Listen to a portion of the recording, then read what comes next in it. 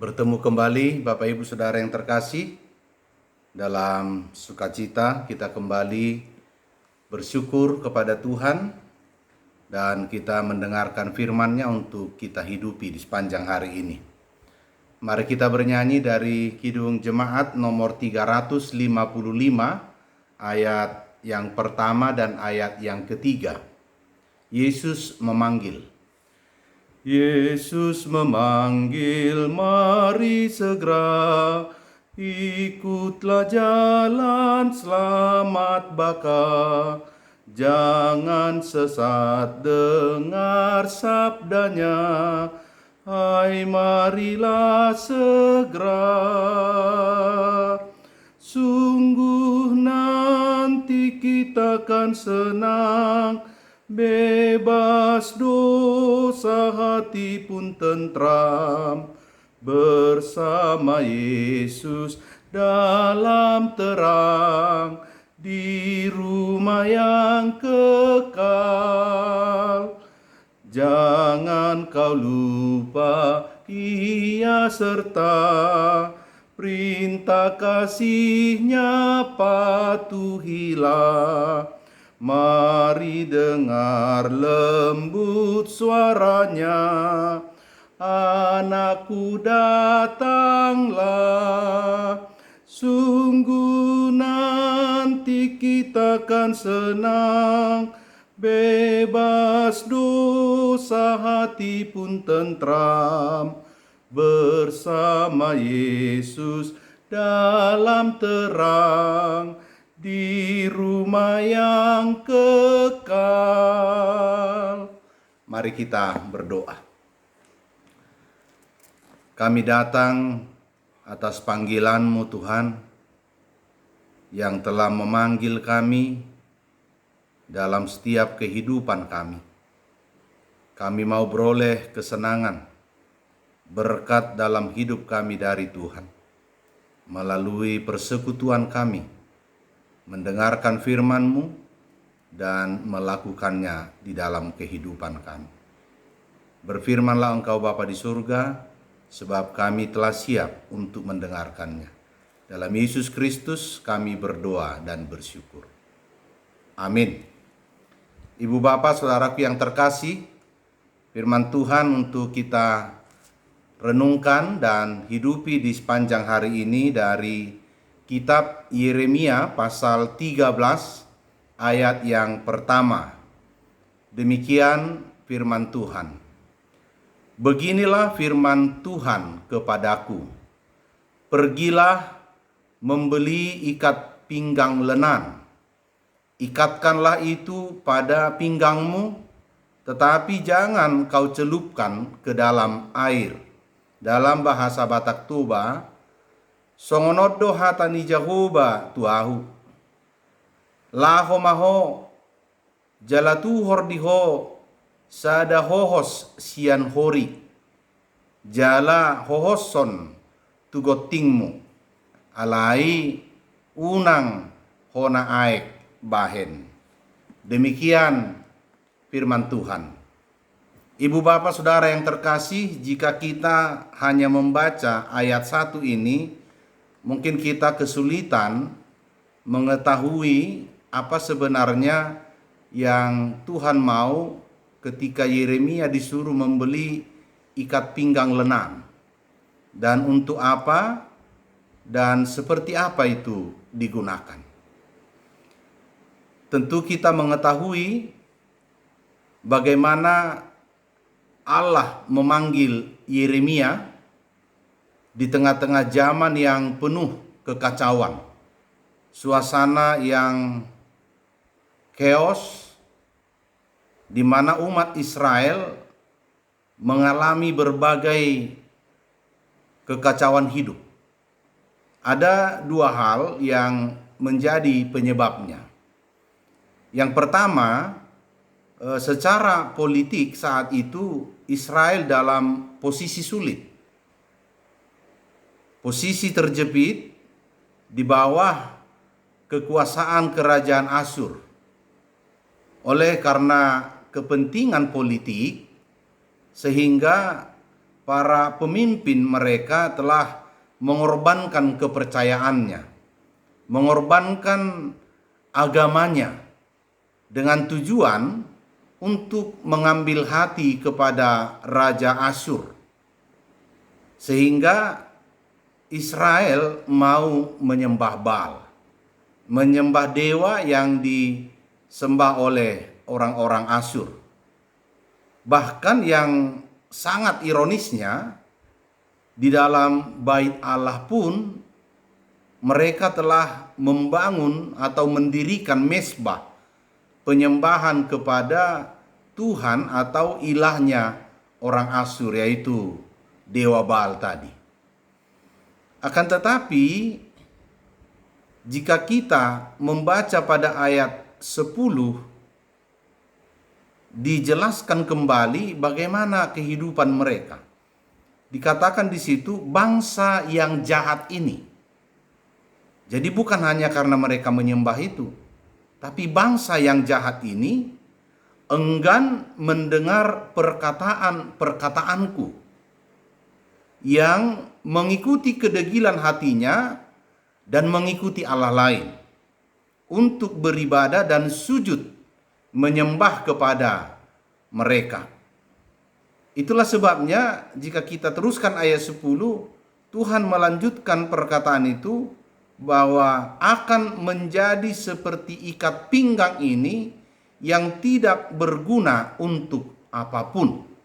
Kita boleh baca ayatnya ketika Tuhan memerintahkan Yeremia menyembunyikan ikat pinggang itu dan menguburnya atau menanamnya, dan hari berikutnya atau beberapa hari kemudian Tuhan memerintahkan Yeremia kembali mengambil atau menggali, ditemukanlah ikat pinggang lenan itu telah hancur, rusak dan tidak berguna lagi. Maka Tuhan katakan bahwa akan menjadi seperti ikat pinggang ini yang tidak berguna untuk apapun. Itulah keadaan mereka yang akan mengalami hukuman dari Allah sendiri. Maka dengan keadaan tadi yang menyembah dewa Baal atau mengikuti ilahnya orang-orang Asyur, kehidupan moral umat Israel saat itu semakin merosot.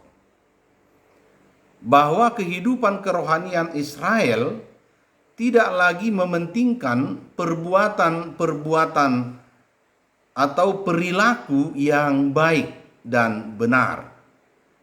Sepertinya itu menjadi dikesampingkan. Akan tetapi apa yang mereka lakukan, mereka sudah lebih percaya bahkan menggunakan kekuatan magic, ilmu sihir, ilmu gaib, bahkan persundalan suci yang mereka lakukan, sebagaimana yang telah diajarkan di tengah-tengah kehidupan bangsa atau umat Asyur. Hal yang kedua, ibu bapak saudara yang terkasih, juga berkaitan dengan kepentingan politik, bahwa mereka meminta pertolongan kepada militer Mesir. Mereka tidak lagi mengandalkan kekuatan dan kuasa Allah, tetapi mereka telah lebih percaya kepada kekuatan pasukan kuda Mesir. Dan Allah pun mereka tinggalkan.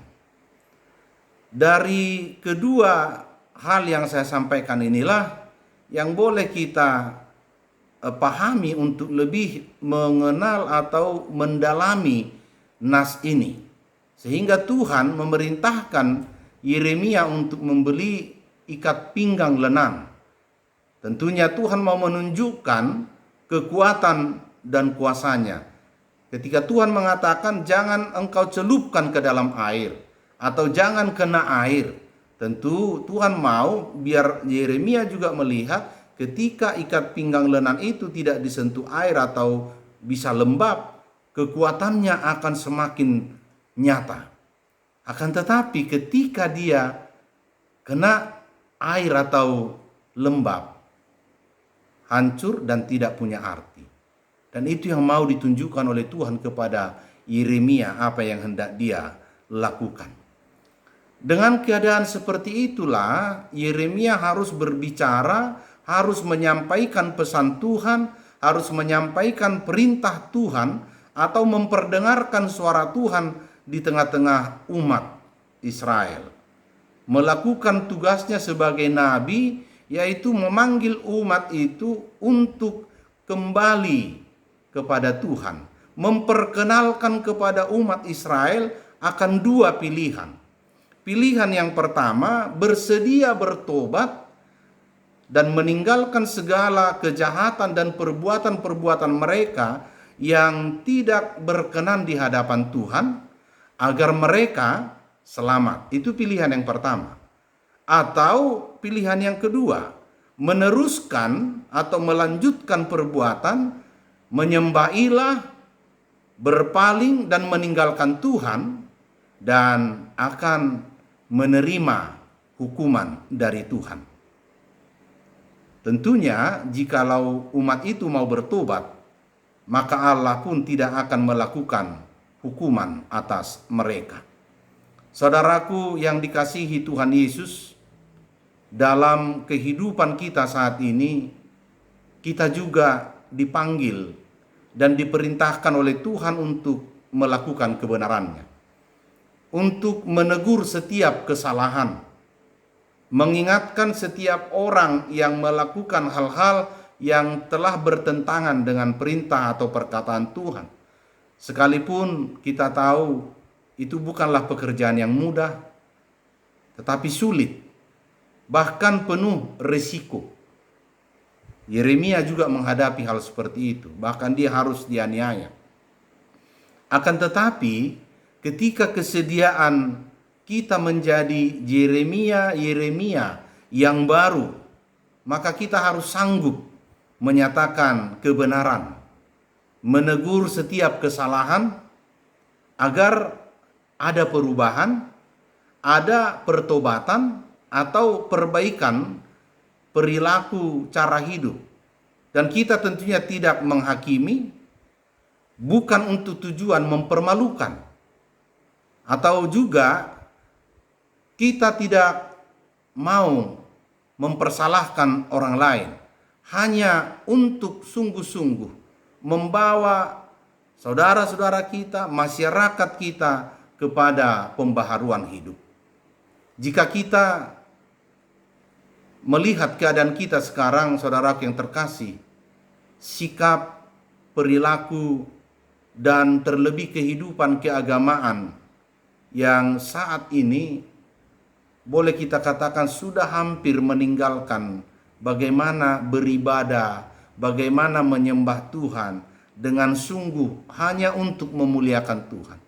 Bahwa ternyata sudah banyak hal-hal yang menyimpang, bahkan kemunafikan yang dilakukan oleh banyak umat beragama, umat yang beribadah. Kita boleh baca dalam 2 Timotius pasal 3 ayat 2 sampai ayat 5. Bagaimana ciri-ciri kehidupan manusia yang kita hadapi sekarang. Manusia akan mencintai dirinya sendiri, menjadi hamba uang, membual, menyombongkan diri, pemfitnah, berontak terhadap orang tua dan tidak tahu berterima kasih, tidak memperdulikan agama, tidak tahu mengasihi, tidak mau berdamai, suka menjelekkan orang, tidak dapat mengekang diri, garang, tidak suka yang baik, suka mengkhianat, tidak berpikir panjang, berlagak tahu, lebih menuruti hawa nafsu daripada menuruti Allah. Secara lahiriah mereka menjalankan ibadah mereka, tetapi pada hakikatnya mereka memungkiri kekuatannya. Itulah yang kita boleh lihat dari 2 Timotius 3 ayat 2 sampai 5. Dan inilah fakta fenomena kehidupan manusia di zaman sekarang. Oleh karena itu sebagai Yeremia yang baru, bagaimana kita dipanggil bersedia tampil beda, tidak lagi ikut-ikutan dengan kebiasaan karena orang lain telah melakukannya sehingga kita pun ikut-ikutan melakukannya. Tetapi Yeremia yang baru adalah berani tampil beda karena iman, karena kepercayaannya, nilai spiritual hidupnya yang tangguh di hadapan Tuhan. Tentunya kita akan menghadapi nabi-nabi palsu di zaman ini. Banyak tantangan yang harus kita hadapi, yang hanya menyampaikan kata-kata manis, enak didengar, hanya memperdengarkan yang enak-enak, yang pada akhirnya meninabobokan umat Tuhan. Sebagaimana yang pernah disampaikan oleh Rasul Paulus juga kepada Timotius dari 2 Timotius pasal 4 ayat yang ketiga, dikatakan demikian.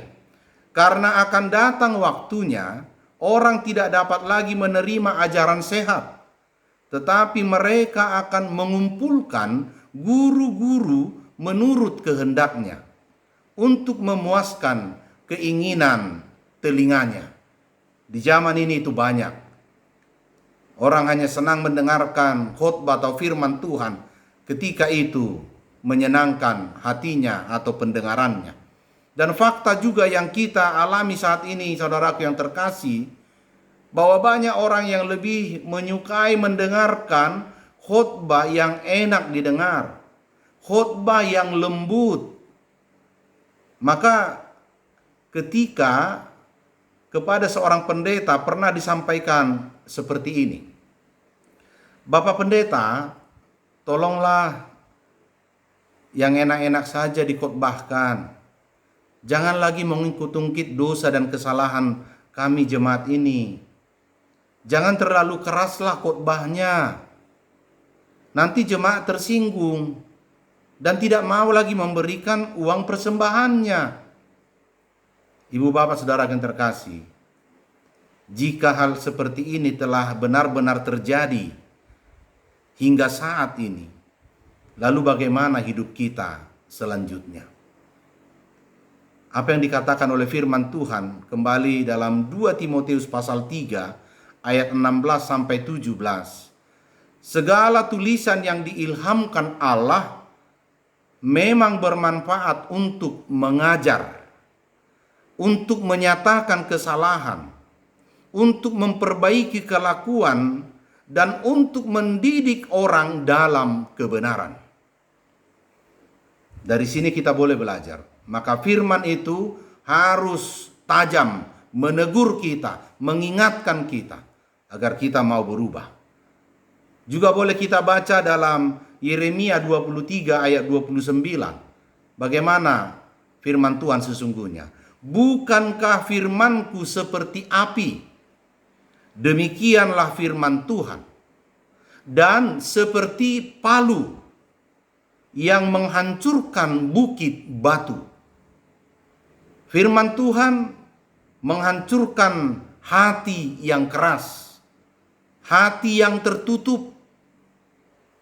Khotbah yang keras akan menegur, memperbaiki, dan itulah yang memanggil setiap umat untuk berubah, bertobat. Maka hati yang keras tadi telah dihancurkan oleh firman Tuhan dan menjadi hati yang baru dan lembut. Ibu bapak saudaraku yang terkasih, ibadah tanpa pertobatan dalam hidup kita adalah penipuan di hadapan Allah, atau penipuan terhadap kemuliaan Allah. Maka jangan biarkan dirimu diperdaya oleh ilah-ilah, apapun itu di zaman modern sekarang, yang sesungguhnya dia tidak memiliki kekuatan apapun dan kuasa apapun.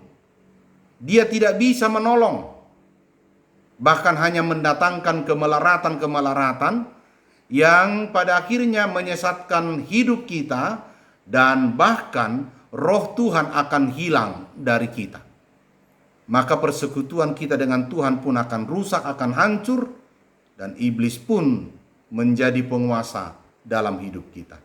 Maka firman Tuhan yang kita dengarkan, sambut, terimalah, biarkan menguasai hati dan pikiran kita. Oleh karenanya, apa yang Tuhan inginkan, beribadahlah hanya kepada Tuhan dengan benar, sungguh-sungguh, dan jauhkan segala bentuk kemunafikan, kepura-puraan, dengan mempersembahkan hidup sepenuhnya, bukan hanya saat kita beribadah secara ritual atau ritus, tetapi sesungguhnya lebih daripada itu. Mari kita beribadah kepada Tuhan, memuliakan Tuhan dalam ibadah aktual kita, perbuatan kita, dimanapun kita bekerja, tinggal, apa kita di kantor, apakah kita di tempat bekerja, di rumah, di tempat kita berdagang, dan tempat-tempat lainnya. Maka apapun yang kita kerjakan, biarlah itu menjadi ibadah memuji nama Tuhan. Untuk itu saudaraku yang terkasih, mari memulainya dari diri kita sendiri, agar kita menjadi tuntunan dan bukan menjadi tontonan. Jadilah tuntunan bagi yang lain. Hidup kita menjadi garam, menggarami setiap orang di sekitar kita. Ingat saudaraku yang terkasih, perubahan masyarakat akan dimulai dari perubahan diri sendiri. Perubahan orang-orang Kristen akan mengajak masyarakat di sekitarnya untuk berubah. Maka jangan pernah diam, tetapi suarakanlah kebenaran Tuhan. Jangan berdalih dengan banyak alasan, tapi yakinlah dan jangan takut. Tuhan menyertai, Tuhan menguatkan dan memampukan kita untuk melakukan kehendak-Nya. Amin, mari kita berdoa. Terima kasih Tuhan atas firman-Mu. Hari ini telah menguatkan kami dan memampukan kami untuk menyatakan kebenaran Tuhan, hidup dalam kebenaran, dan jauh dari segala bentuk pola kehidupan yang tidak Tuhan kehendaki. Biarlah ibadah kami secara ritual, ibadah kami terlebih secara aktual dalam perilaku, sikap, dan cara hidup adalah sesuai dengan kehendak Tuhan. Berkati kami Tuhan di sepanjang hari ini. Mampukan kami untuk menjadi tuntunan bagi setiap orang di sekitar kami, agar mereka pun percaya dan mengikuti Tuhan. Terima kasih Tuhan, ampuni segala dosa kami. Dalam Yesus Kristus kami berdoa dan bersyukur. Anugerah Tuhan kita Yesus Kristus dan kasih Allah Bapa serta persekutuan dengan Roh Kudus menyertai saudara sekalian. Amin. Tuhan kiranya menguatkan dan memampukan kita untuk berkarya dan melakukan kehendak-Nya. Tetap jaga kesehatan. Horas.